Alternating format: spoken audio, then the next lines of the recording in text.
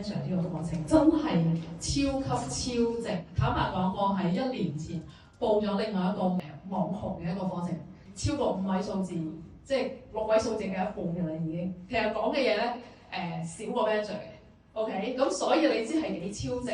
咁可想而知，我再上呢個堂嘅時候，我唔可以唔俾心機，係咪再補藉口俾自己？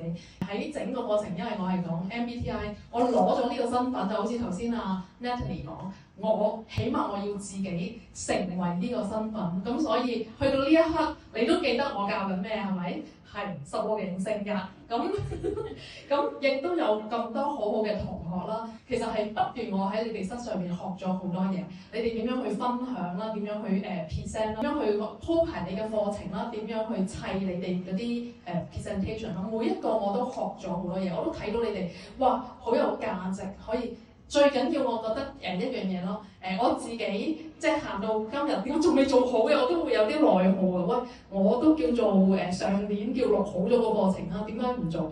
其實一樣嘢嘅啫，堅持就係不斷重複自己覺得好悶嘅嘢，重複就得㗎啦。咁就係咁啦。咁嚟緊我希望即係個漏斗再做得靚啲，再 smooth 啲，再更加精進啦。好，唔該。